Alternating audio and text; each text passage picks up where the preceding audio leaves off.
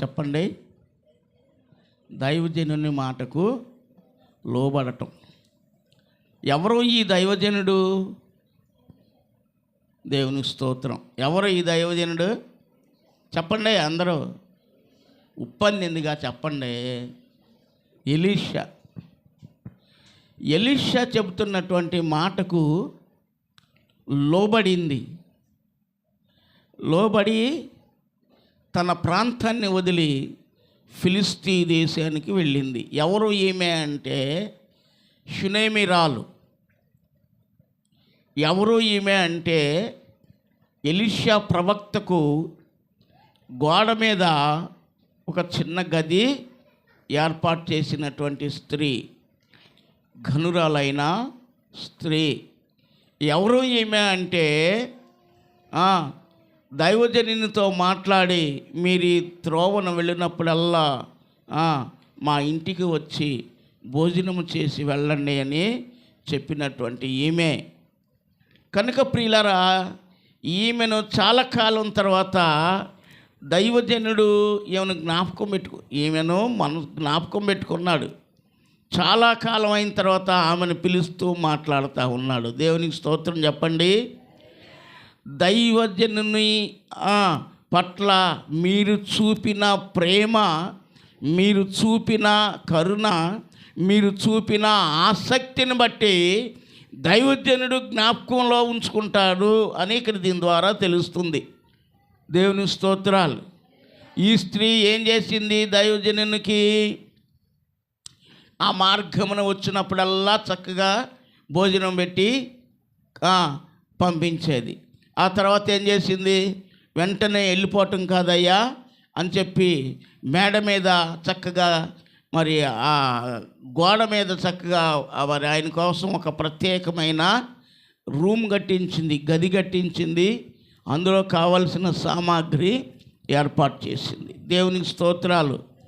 దైవజనుని ఎడల తన భక్తి శ్రద్ధలను దైవజనుడికి లోబడుతూ, దేవునికి లోబడుతూ ఉన్నటువంటి ఆమెను జ్ఞాపకం చేసుకొని దైవజనుడైన ఎలీషా ఆమెను ఒక ప్రమాదం నుండి తప్పిస్తూ ఉన్నాడు. మనం జ్ఞాపకం చేసుకుంటే బైబిల్ గ్రంథంలో ఈ మాటలను మనం చదువుతూ ఉంటాం.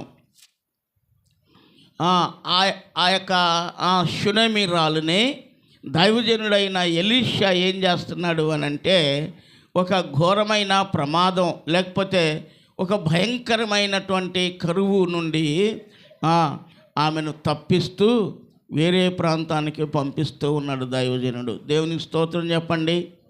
చూద్దాం, అది వాక్యాన్ని మనం జ్ఞాపకం చేసుకున్నాం. రాజులు 2వ గ్రంథంలో మనం ఎవరిని గురించి నేర్చుకుంటున్నాం? ప్రవక్త అయిన ఎలీషా గురించి మనం నేర్చుకుంటున్నాం. చదువుదాం దేవుని వాక్యంలో. చదవండి.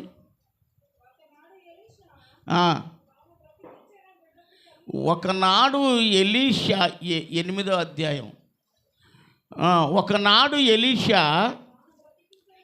తాను బ్రతికించిన బిడ్డకు తల్లి అయిన ఆమెను పిలిపించి, యెహోవా క్షామకాలము రప్పించబోచున్నాడు. 7 సంవత్సరములు దేశములో క్షామము ఉండును అని చెప్పి, నీవు లేచి నీవును నీ ఇంటి వారును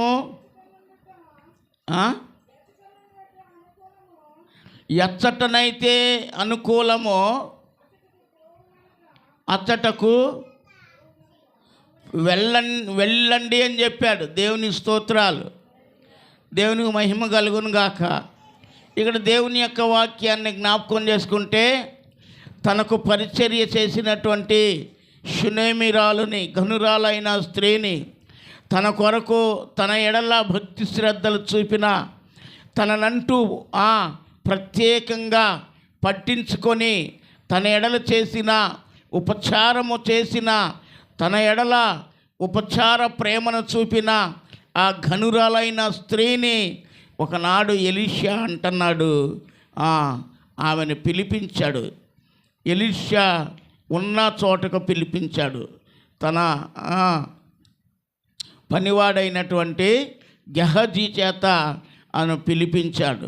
పిలిపించి ఆమెతో ఏం చెప్తున్నాడంటే, అమ్మా 7 యెహోవా 7 సంవత్సరాలు భయంకరమైన క్షామకాలమును కలగజేయబోతూ ఉన్నాడు అని చెప్పాడు. కాబట్టి నీకు ఇష్టమైనటువంటి చోటికి వెళ్ళి ఉండు. 7 సంవత్సరాలు దేశంలో బహు భయంకరమైన క్షామము కలుగుతుంది అని చెప్పారండి. దేవునికి స్తోత్రం చెప్పండి. కనుక ప్రియులారా, దేవుని యొక్క వాక్యాన్ని జ్ఞాపకం చేసుకుంటే ఈ స్త్రీ అంటుంది, ఏమీ బదులు మాట్లాడలేదు. ఏ మాట బదులు మాట్లాడకుండా దైవజనుడు చెప్పినట్లుగా తనకు అనుకూలమైన స్థలానికి వెళ్ళమన్నాడు కాబట్టి అనుకూలమైన స్థలానికి వెళ్ళాడు. వెళ్ళింది ఈమె. ఎక్కడికి వెళ్ళింది అంటే ఫిలిస్తీన్ల దేశానికి వెళ్ళి 7 సంవత్సరాలు అక్కడ నివసించింది. దేవునికి స్తోత్రం చెప్పండి. చెప్పాలి గట్టిగా, దేవునికి స్తోత్రం. కనుక ప్రియులారా, ఈ స్త్రీ షునేమిరాలు 7 సంవత్సరాలు ఎక్కడ నివసించిందంటే ఫిలిస్తీన్ల దేశంలో నివసించింది. ఆ దేశము అనగా దేవుడు చెప్పిన రీతిగా 7 సంవత్సరాలు క్షామాన్ని కలగజేశాడు. అనగా 7 సంవత్సరాలు కరువును కలగజేశాడు. తినడానికి తిండి, త్రాగడానికి నీళ్ళు లేక జనులు చాలామంది మరణించారు. ఉన్నటువంటి వారు అలా తింటూ బ్రతుకుతూ ఉన్నారు. దేవుని స్తోత్రం. ఎప్పుడైతే దైవజనుడు ఆమెతో చెప్పాడో ఆమె వెంటనే దైవజనుని యొక్క మాటకి ఏం చేసింది చెప్పాలి. ఏం చేసింది ఆమె?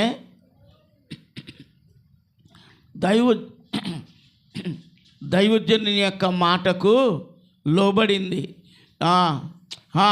ఏంలే, ఇప్పుడు కరువు అంటూ లేనటువంటి ఈ దినాల్లో కరువు వస్తుందని ఈయన చెప్తే ఎలా జరుగుద్ది?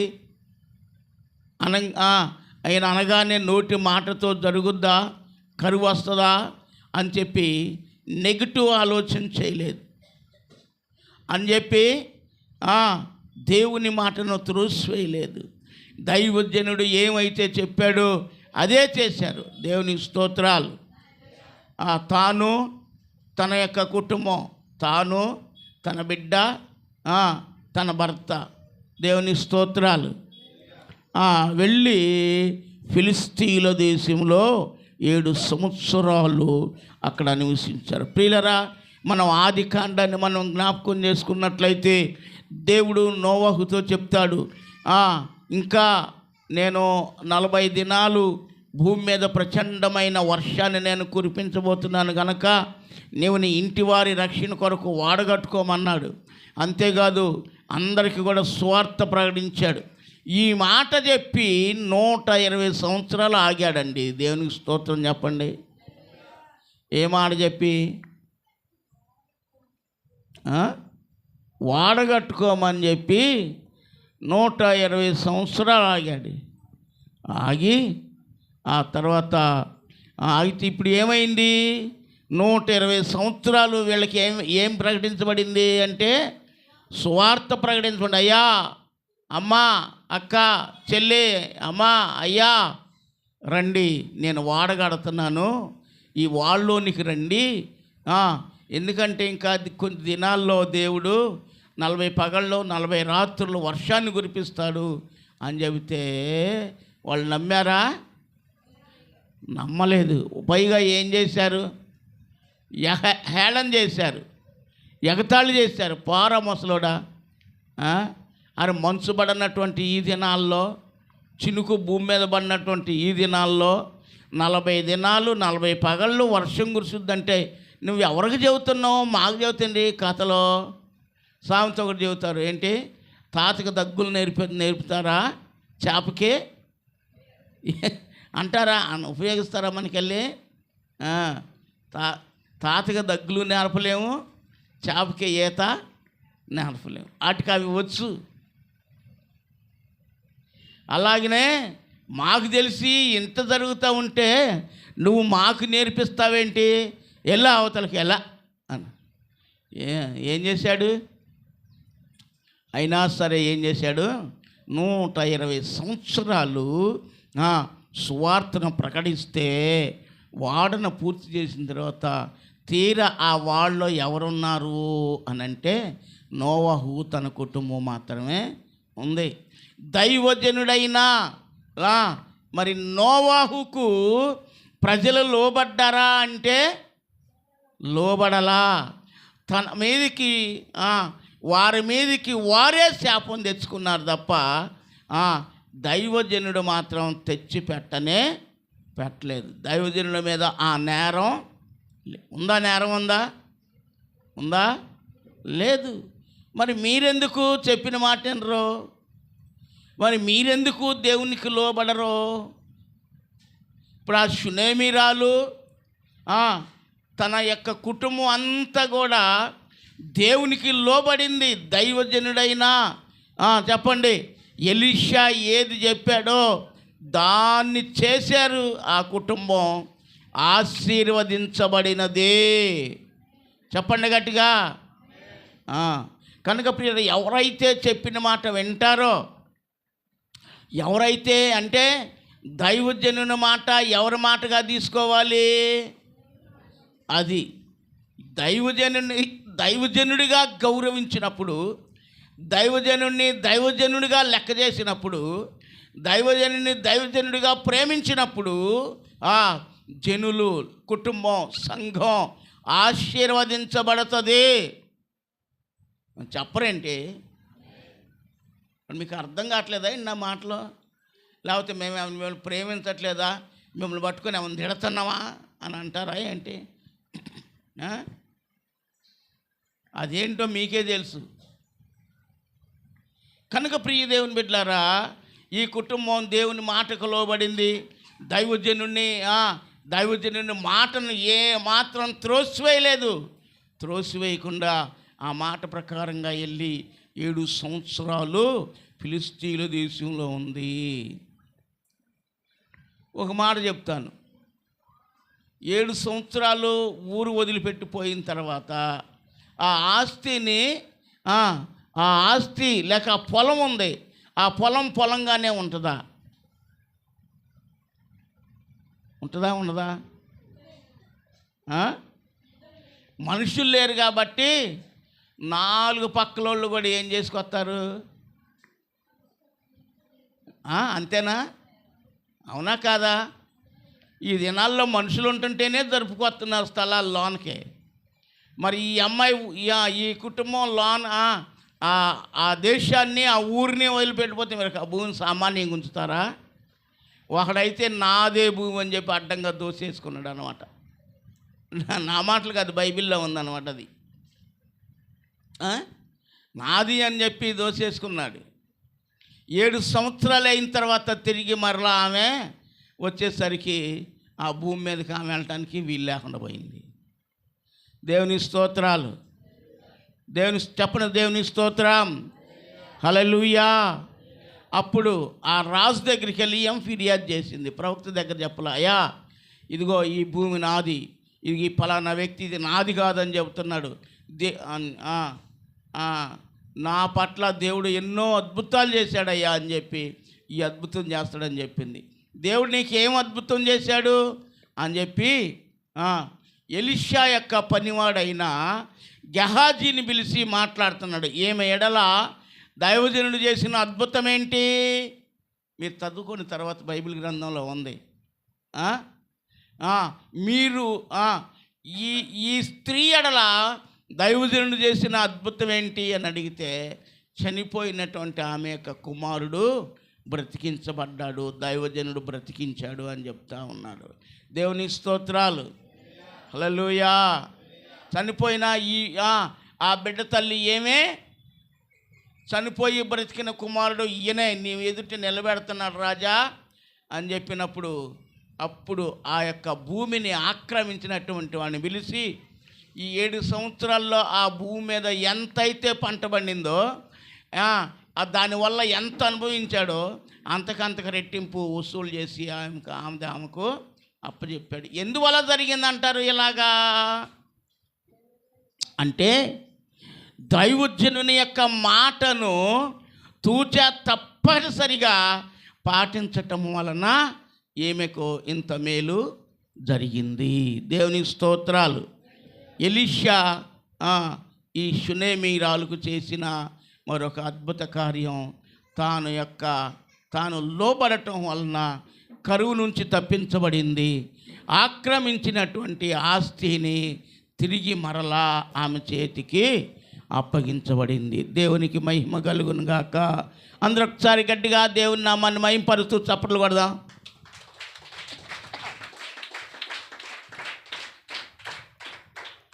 రైట్, దేవునికి మహిమ కలుగును గాక. ఆమెన్. కాబట్టి ప్రియ దేవుని బిడ్డలారా, ఈ యొక్క మాటను దేవుడు ఏ మాట అయితే విడుదల చేస్తాడో ఆ మాటను మనం నమ్మాలి. ఏం చేయాలి? చెప్పాలి. ఏం చేయాలి? నమ్మకం లేదు మీలో చాలామందికి కాదు, నేను చెప్తా, ఏ ఒక్కరిలో విశ్వాసం లేదు. విశ్వాసం లేక నమ్మకము ఉంటే మనం ఎప్పుడో ఆశీర్వదించబడేవాళ్ళం. ఎలాగా? ఇది మనకి ఆత్మీయమైన ఆశీర్వాదము లేదు, శరీర సంబంధమైన ఆశీర్వాదము లేదు. అందుకనే యోహాను తాను రాస్తూ పత్రికలో ఏమంటాడు అని అంటే, ప్రియుడా, నీ ఆత్మ వర్ధిల్లుచున్న ప్రకారము నీవు అన్ని విషయములలో వర్ధిల్లుచు సౌఖ్యముగా ఉండవలెనని నేను కోరుకుంటూ ఉన్నాను, ప్రార్థిస్తున్నాను. చూడండి, యోహాను పత్రికలో ఈ మాట ఉంది. 3వ పత్రిక అనుకుంటాను, చూడండి. 3వ పత్రికనా? ఎన్నో వచనం? 3. యోహాను రాసిన 3వ పత్రిక 2వ వచనంలో చక్కగా ఇక్కడ యోహాను తెలియజేస్తున్నాడు. ప్రియుడా, నీ ఆత్మ వర్ధిల్లుచున్న ప్రకారము నీవు అన్ని విషయములలో వర్ధిల్లుచు సౌఖ్యముగా ఉండవలెనని నేను ప్రార్థించుచున్నాను. దేవుని స్తోత్రం. ప్రియులరా, యోహాను ఆయన అంటూ ఉన్నాడు, ప్రియుడా నీవు వర్ధిల్లుచున్న ప్రకారము నీవు అన్ని విషయములలో వర్ధిల్లుచు, నీవు వర్ధిల్లుచున్న అంతేనా? చదవండి ఒకసారి. ప్రియుడా, నీ ఆత్మ వర్ధిల్లుచున్న ప్రకారము నీవు అన్ని విషయములలో వర్ధిల్లుచు సుఖముగా ఉండాలి అని నేను ఎంతగానో నీ కొరకు ప్రార్థన చేస్తూ ఉన్నాను. దేవునికి మహిమ కలుగును గాక. ఆమెన్. ప్రియులారా, చూడండి, దైవజనుడు అయినటువంటి అపోస్తుడైన యోహాను ఏమంటున్నాడు అని అంటే, నీ ఆత్మ వర్ధిల్లుచున్న ప్రకారము నీవు అన్ని విషయములలో వర్ధిల్లుచూ ఉండాలి అని. అంతేకాదు, వర్ధిల్లటమే కాదు కానీ ఎంత ఆస్తి ఉన్నా సుఖంగా ఉండరు కొంతమంది, ఎవ్వరు కూడా. అందుకని నీ సుఖం కొరకు కూడా నేను ప్రార్థన చేస్తున్నానయ్యా అంటున్నాడు. ప్రియులరా, నా ప్రార్థన అదే అంటా ఉన్నాడు దైవజనుడు. మీరు ఆత్మలో వర్ధిల్లండి. ముందు శారీరకమైన ఆశీర్వాదం మీకొద్దు, శారీరకమైన ఆస్తి సంపద కోరుకోవద్దు. ముందు అవన్నీ అడగక ముందే దేవుడు నీకు ఇచ్చేస్తున్నాడు. దేవునికి స్తోత్రాలు. ఎప్పుడు ఇస్తాడో తెలుసా? నీ ఆత్మలో వర్ధిల్లుచున్న ప్రకారము దేవుడు నిన్ను శారీరకంగా కూడా వర్ధిల్ల చేస్తాడు. దేవునికి స్తోత్రాలు. చెప్పండి, దేవునికి స్తోత్రం. అందరూ గట్టిగా చెప్పాలి, హల్లెలూయా. కనుక యోసేపుని మనం జ్ఞాపకం చేసుకుంటే, బైబిల్లో యోసేపులు ఎంతమంది ఉన్నారో తెలుసా?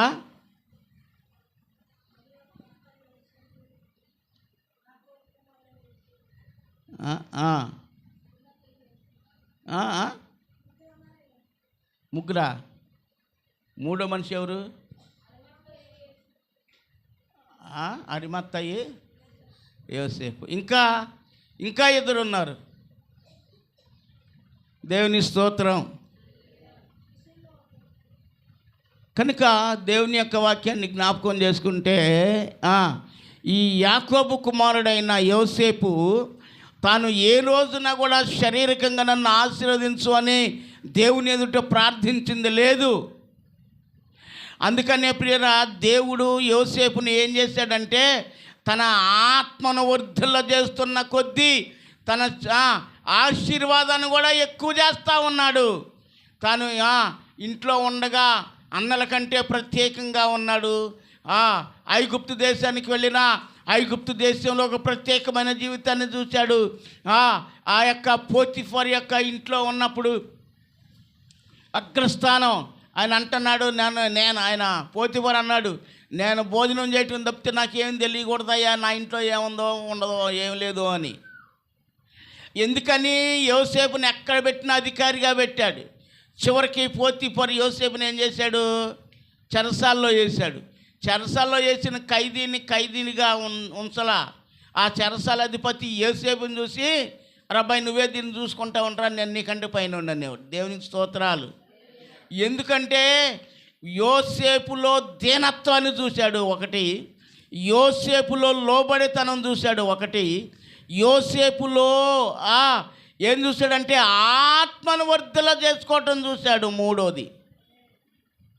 ప్రియులరా, ఎప్పుడైతే ఈ రీతిగా మన జీవితాలు ఉంటాయో, నాకు ఫలానిది కావాలి అని నీ యొక్క నోటితో నువ్వు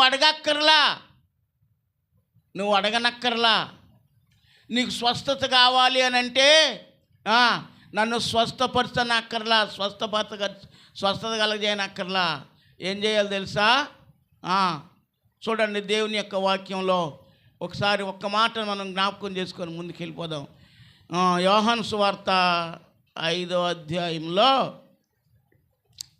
5:14 వచనం అనుకుంటా, చూడండి, 14-15.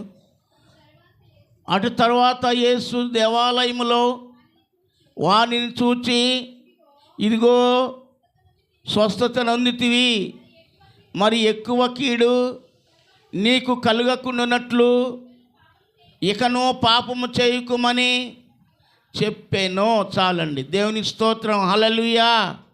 నీకు స్వస్థత కావాలంటే నీలో ఏదో లోపం ఉంది. ఎందుకు? ఆరోగ్యం బాగోలేదు అంటే నీలో ఏదో లోపం ఉంది. లేదు అంటే ఏదైనా బయట ప్రయోగాలు కావచ్చు, లేదంటే చీకటి ప్రభావం కావచ్చు, ఏదైనా సరే నీకు ఆరోగ్యం కావాలి, స్వస్థత కావాలి అంటే, ప్రభువా నా పాప దోషమును క్షమించు. ఏంటి నువ్వు చేసే పాపం?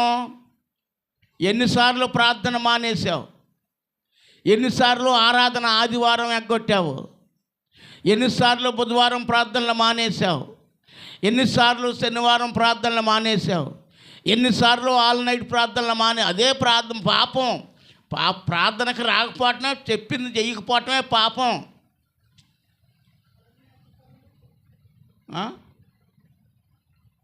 చెప్పింది అప్పుడు పాపం అంటే ఏంటి? ఆజ్ఞ అతిక్రమమే. అంతే కదా, ఆజ్ఞ అతిక్రమించటమే కదా. ఆదాంతో దేవుడు ఏం చెప్పాడు? ఈ తోటలో తిరగండి మీ ఇష్టం, ఏ చెట్లు అయినా కాయలు తినండి మీ ఇష్టం, అది ఆ 2 చెట్లు మాత్రం మీరు తినబాకండి ఆ కాయలు అని చెప్పాడు. తింటే ఖచ్చితంగా చస్తారని చెప్పాడు. చెప్పాడా లేదా? చెప్పాడు. చెప్పినా కానీ ఈ అవ్వ ఆగిందా? అవ్వ ఆగలా. వెళ్ళింది, టకటకా కోసుకుందే, తిన్నదే, తీసుకొచ్చి తన భర్తకే ఇచ్చింది. ఇద్దరు తిన్నారు. ఇప్పుడు దేవుణ్ణి వచ్చి ఎవరిని అడగాలి? ఎందుకని అడగాలి ఆదాముని? ఆదాంకే బాధ్యత చెప్పాడు కాబట్టి ఆదామునే అడుగుతాడు, ఆదాం ఎక్కడున్నావయ్యా? కనుక ప్రియులరా, ఆజ్ఞను అతిక్రమించటమే, తినొద్దన్నది తినటమే పాపం, చెయ్యొద్దన్నది చేయటమే పాపం. అర్థమైందా? ప్రార్థనకు రాకపోవటమే. నేను అంటలేదండి, వాక్యం ఏముందో అది చెప్తున్నాను మీకు. దేవునికి స్తోత్రం చెప్పండి. హల్లెలూయా. చెప్పండి గట్టిగా, హల్లెలూయా. కనుక అది నువ్వు దేవుని సన్నిధిలో కూర్చో, దేవుని సన్నిధిలో ఏడు, ప్రార్థన చేయి, విలపించు. దేవుడు నీకు స్వస్థత ఇస్తాడు, అంతే. ఆరోగ్యాన్ని ఇస్తాడు, ఒకటే. అది చేతబడి శక్తులైనా, అవి మాంత్రిక శక్తులైనా, అవి చీకటి ప్రభావాలను కలిగినవైనా సరే, యేసుక్రీస్తు నామములో సంపూర్ణమైన విడుదల కలగజేస్తాడు ఆయన. ఎప్పుడు ఒకటి దీనత్వం, రెండోది ఆత్మను వర్ధిల్ల చేసుకోవటం, మూడోది లోబడటం. దేవునికి స్తోత్రాలు. ఈ మూడు చేయటం వలన గొప్ప అద్భుతాలు మన జీవితాల్లో జరుగుతాయి. కానీ చెయ్యట్లేదు. అలా చేస్తే జరుగుద్ది అని వాక్యం చెబుతుంది. నేను అదే మీకు తెలియజేస్తూ ఉన్నాను.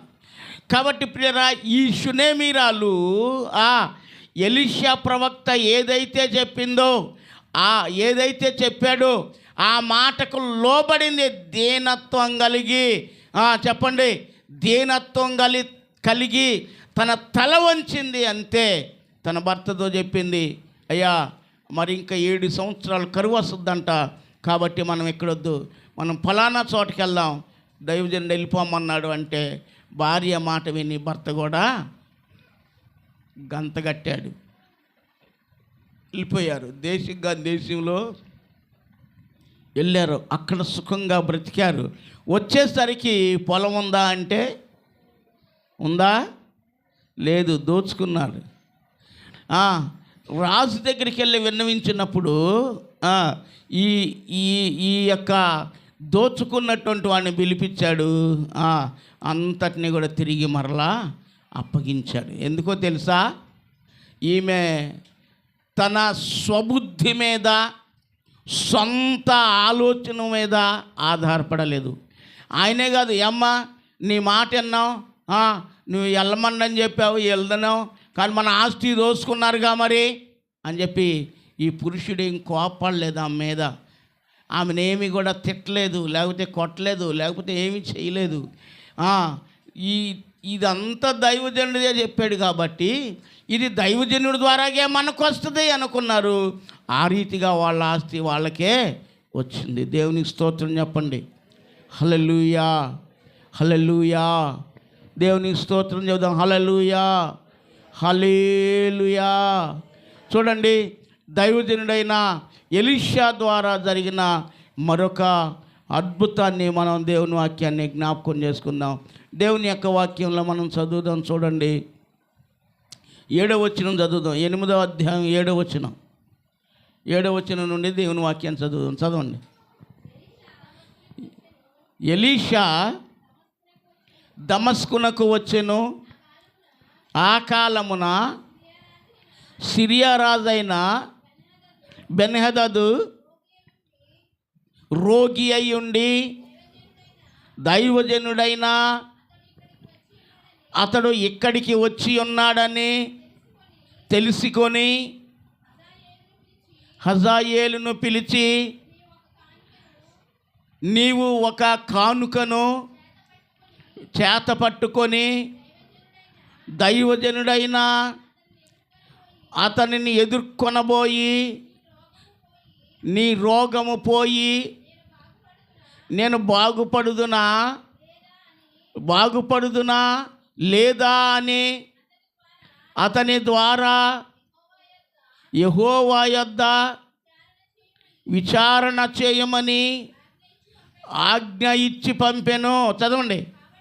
కాబట్టి హజాయేలు దమస్కులోనున్న మంచి వస్తువులన్నింటిలో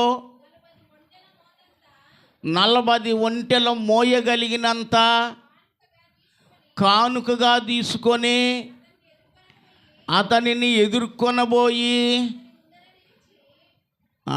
అతని ముందర నిలిచి, నీ కుమారుడును సిరియా రాజునైన బెన్హదదు నాకు కలిగిన రోగము పోయి నేను బాగుపడుదునా లేదా అని నిన్నడుగుటకు నన్ను పంపెనని చెప్పాను. చాలండి. దేవునికి స్తోత్రం చేద్దాం. హల్లెలూయా, హల్లెలూయా. సిరియా రాజు అయినటువంటి బెన్హదదు, ఏం పేరు చెప్పండి? ఏం పేరు? బెన్హదదు. నోరు తిరగదు. సిరియా రాజైన బెన్హదదు రోగి అయి ఉన్నాడు. ఇప్పుడు ఈ సిరియా రాజైన బెన్హదదు ఎవరి మీద యుద్ధానికి వెళ్ళాడు? ఇశ్రాయేలీల మీద యుద్ధానికి వెళ్ళాడు. ఇశ్రాయేలీల మీద యుద్ధానికి వెళితే దేవుడు ఊరుకుంటాడా? ఊరుకుంటాడా? ఏంటి ఊరుకుంటాడా? మరి మాట్లాడరే. ఇశ్రాయేలీల మీద యుద్ధాలకి వెళ్ళాడు బెన్హదదుని. దేవుడు ఊరుకున్నాడా? ఏమయ్యాడు ఆయన? రోగి అయి ఉన్నాడు. ఈ ఎలీషా ఎక్కడున్నాడు అని అంటే దమస్కులో ఉన్నాడు. స్తోత్రం, హల్లెలూయా. దమస్కులోనికి వచ్చి ఉన్నాడని ఈ బెన్హదదు విని అతని పనివాడైనటువంటి హజాయేల్, ఏం పేరు? హజాయేల్ ఆయన పంపిస్తూ, అయ్యా ఒక మంచి కానుక తీసుకొని దైవజనుడి దగ్గరికి వెళ్ళి నేను బ్రతుకుతానా లేదా దేవుని దగ్గర విచారణ చేసి చెప్పమని చెప్పయ్యా అని చెప్పి కానుక ఇచ్చి పంపించాడు. ఈ హజాయేలు కానుక పట్టుకొని వెళ్ళాడు. ఎంత పట్టుకెళ్ళి ఉంటాడు అంటే ఎన్ని ఒంటెలు? 40 ఒంటెలు మోయగలిగినంత కానుక పట్టుకొని వెళ్ళాడండి. దేవునికి స్తోత్రాలు. 40 ఒంటెలు మోయటం అంటే సుమారుగా ఎంత ఉంటుంది అంటారు?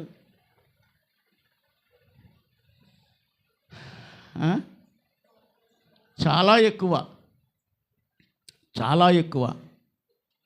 అంత తీసుకెళ్ళి దైవజనుని ఎదుట నిలబడి, అయ్యా నీ కుమారుడైన బెన్హదదు రోగి అయి ఉన్నాడు, నేను బ్రతుకుతానా నేను చచ్చిపోతానా ఒక్కసారి దేవుని దగ్గర అడిగి చెప్పమన్నాడయ్యా అని చెప్పి ఈ హజాయేలు ప్రవక్త అయిన ఎలీషాని అడుగుతూ ఉన్నాడు. దేవునికి స్తోత్రాలు. ఎలీషాని అడుగుతూ ఉన్నాడు. ఎలీషా అన్నాడు, అతడు బాగుపడతాడు కానీ బ్రతకడయ్యా అన్నాడు. దేవునికి స్తోత్రం. దైవజనుడి నోట ఏ మాట అయితే వస్తుందో అది ఖచ్చితంగా జరిగి తీరుతుంది. ఆమేన్.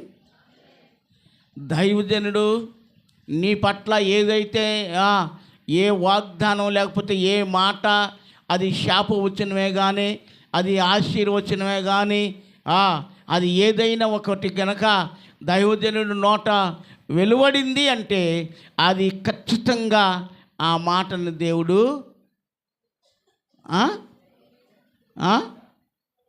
చెప్పండి నెరవేరుస్తాడు. కనుక మనం ఏం చేయాలి అని అంటే దైవజను ఈ వరకు రాజుల కాలంలో దైవజనుడు రాజు దగ్గరకు వస్తున్నాడు అని అంటే ప్రవక్త రాజ్యానికి వచ్చాడు, రాజుని కలుసుకోవడానికి వస్తున్నాడు అంటే రాజు గడగడ ఉనికిపోయేవాడండి. వామ్మో ఏ ప్రమాదకరమైన వార్తను పట్టుకొని వస్తున్నాడో అయ్యా అని రాజు ప్రవక్త ఎదుట సాగిలపడి నమస్కారం చేస్తాడు. నాయన ప్రవక్త వస్తున్నాడు అని అంటే రాజులు గడగడలాడిపోయేవాళ్ళండి. కనుక ప్రియులరా, మరి దైవజనుని యొక్క నోట నుండి బయలు వెళ్ళిన మాట ఏంటి అని అంటే అతడు బ్రతుకుతాడు కానీ చనిపోతాడయ్యా, కానీ నీవు సిరియా దేశానికి రాజు అవుతావని దేవుడు నాతో చెబుతున్నాడయ్యా, నీవు రాజువు అని చెప్పాడు. దేవుని స్తోత్రాలు. చెప్పండి గట్టిగా హల్లెలూయా, చెప్పండి గట్టిగా హల్లెలూయా. కనుక ప్రభునందు ప్రియులరా, దేవుని యొక్క వాక్యాన్ని జ్ఞాపకం చేసుకుంటే దైవజనుడు ఏం చెప్పాడు? బ్రతుకుతాడు కానీ వెంటనే చనిపోతాడు. బ్రతుకుతాడు కానీ వెంటనే చనిపోతాడు. మరి ఇంకా అలాంటప్పుడు బ్రతికేం సుఖం? అలాంటప్పుడు బ్రతికేం సుఖం? అందుకని ఈ యొక్క రాజు లేకపోతే ఈ యొక్క రాజు సేవకుడైన బెన్హదదు రాజు సేవకుడైన హజాయేలు ఆ?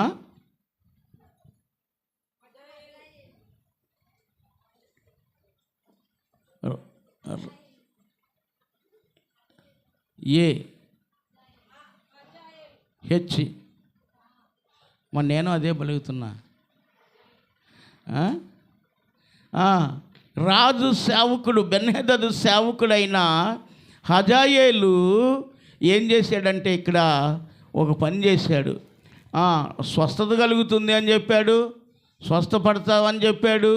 చెప్పినా స్వస్థత కలుగుద్ది, వెంటనే మరణిస్తాడు అని చెప్పాడు. అయినా సరే ఏంటి ప్రయోజనం అని చెప్పి ఆలోచన కలిగి ఆయన చేసిన ఒక పని ఒకటి ఉంది. అక్కడ ఈ హజాయేలు అక్కడ ఒక పని చేశాడు. దేవుని స్తోత్రం చెప్పండి, హల్లెలూయా. ఒక ముతక గుడ్డ, ఏం గుడ్డ చెప్పండి, ఏం గుడ్డ? ముతక గుడ్డ ఒకటి పట్టుకొని దానిని తడిపి బెన్హదదు యొక్క ముఖం మీద వేశాడు. బెన్హదదు యొక్క ముఖం మీద వేయగానే బెన్హదదు ఏం చేశాడు? మరణించాడు.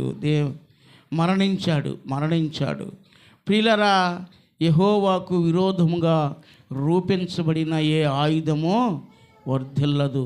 దేవుని వాక్యంలో ఒక మాట ఉంది, రాజుకు గనుక కోపం వస్తే ఎంత గొప్ప లంచం ఇచ్చినా కానీ ఆయన కోపం చల్లారదంట. ఎంత గొప్ప కానుక తీసుకొస్తే ఏం ఉపయోగం ఉంది? ఎంత గొప్ప కానుక తీసుకొచ్చాడు. ఎంత కానుక? 40 ఒంటెలు మొయ్యగలిగినంత కానుక పట్టుకొని వచ్చాడు. కానీ సుఖం, ప్రయోజనం లేకపోయింది. నీకు దినములు ఇంకా ఉండకముందే, నీ దినములు ఇంకా ముగించకముందే ఆయన నీతో మాట్లాడుతూ ఉన్నటువంటి మాట ఏంటి అని అంటే, ఒకటి, నువ్వు ఆత్మలో వర్ధిల్లు. రెండోది, దీనత్వాన్ని కలిగి ఉండు. మూడవది,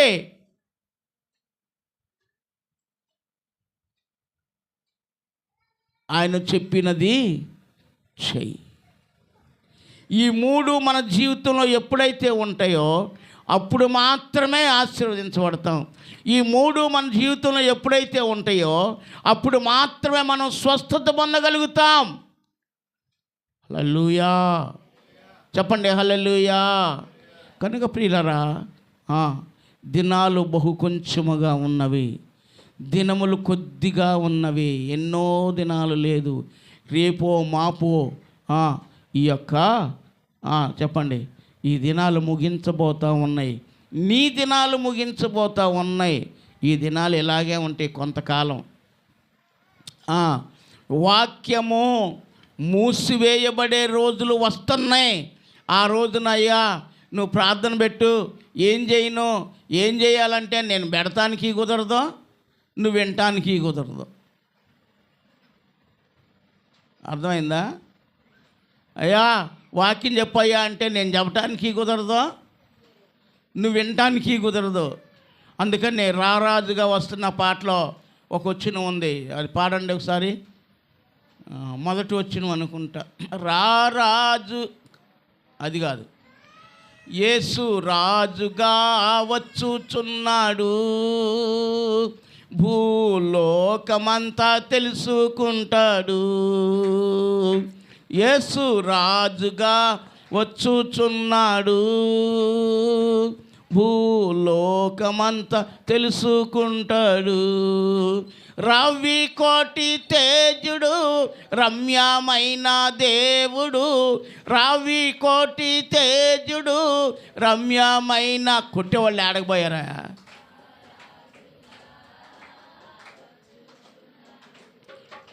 రారాజుగా వచ్చుచున్నాడు, యేసు రాజుగా వచ్చుచున్నాడు, భూలోకమంతా తెలుసుకుంటాడు.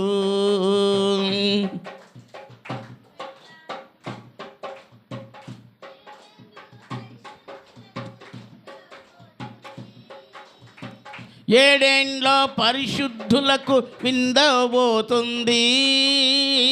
ఏడేండ్లో లోకం మీదకు శ్రమ రాబోతుంది. ఏడేండ్ల లోకం మీదకు శ్రమ రాబోతుంది. ఈ సువార్త మరుగవును, ఈ సువార్త మోయబడున్, వాక్యమే కరువగును, వాక్యమే కరువగును. యేసు రాజుగా భూలోకమంతా తెలుసుకుంటాడు, తెలుసుకుంటాడు. దేవుని స్తోత్రం చెప్పండి. హల్లెలూయా. ఈ సువార్త మూయబడే దినాలు వస్తున్నాయి. ప్రియ దేవుని బిడ్డ, సువార్త మూయబడక మునిపే నిన్ను నీవు పరీక్ష చేసుకో. సువార్త మూయబడక మునిపే నిన్ను నీవే సిద్ధపరచుకో. వాక్యానికి లోబడు, వాక్యం ప్రకారంగా జీవించు, వాక్యాన్ని ఆధారం చేసుకో. నీకు అవసరమైన వాక్యాన్ని ఎన్నుకుంటున్నావా? నీ ఇష్టమైన రీతిలో ఉండాలనుకుంటున్నావా? నీ ఇష్టమైన పరిస్థితుల్లో ఉండాలనుకుంటున్నావా? ఉండు, నీ ఇష్టం. కానీ ప్రతిఫలం ఇచ్చేది నేను కాదు. ప్రతిఫలం ఇచ్చేది ఈరోజు మీ ఎదురుగా నిలబడి ఉన్న నేను కాదు. ప్రతిఫలం ఇచ్చేది నీ ఎదురుగా ఉన్నటువంటి దేవుడు. ప్రతిఫలం ఇచ్చేది నీ ఎదుట ఉంచుకున్నటువంటి పరిశుద్ధ గ్రంథం ఉందా? ఆ పరిశుద్ధ గ్రంథంలో రాయబడినది యేసుక్రీస్తు ప్రభువారే. కాబట్టి నీవు నీ ఆత్మలో వర్ధిల్లాలి. ఈ షునేమీరాలు అలాగే చేసింది. ఆత్మలో వర్ధిల్లింది కనుక షునేమీరాజులు తన యొక్క ప్రవక్త చెప్పిన విధంగా తాను నడిచింది. ప్రవక్త చెప్పిన విధంగా తాను నడిచింది. ప్రవక్తకు లోబడింది. తన ఆత్మను వర్ధిల్ల చేసుకుంది. తాను చెప్పినట్లుగా ఒకటి లోబడటం నేర్చుకో. రెండోది ఆత్మలో వర్ధిల్లటం నేర్చుకో. మూడవది చెప్పినది చేయటం నేర్చుకో. లోబడితే చేస్తారు. లోబడితే చేస్తారు. చేస్తారా చేయరా? తప్పకుండా చేస్తాం. మనకు లోబడే తత్వం లేదు, చెప్పింది చేసే తత్వం లేదు. ఆత్మలో లోబడే తత్వం, ఆత్మను వర్ధిల్ల చేసుకునే తత్వం కూడా ఉందా లేదా? యథార్థంగా ఒప్పుకొని దేవుని సన్నిధిలో ప్రార్థన చేసుకో. దేవుడు సహాయం చేస్తాడు. బెన్హెదద్ ఇశ్రాయేలీలంటే ఎన్నోసార్లు ఇజ్రాయేల్ దేశం మీదకి యుద్ధానికి వెళ్ళి అక్కడి నుంచి చాలా చాలా చాలా మరి దేవుని బిడ్డలకు నష్టాన్ని కలగజేశాడు. అది స్వస్థత కలిగినట్టు కలుగుద్దు కానీ చనిపోతాడని చెప్పాడు. అందుకనే హజాయేలు ఏం చేశాడు? తడిగుడ్డను, ముతక గుడ్డను తీసుకొని నీళ్ళల్లో ముంచి ఆయన ముఖం మీద వేసాడు, చనిపోయాడు.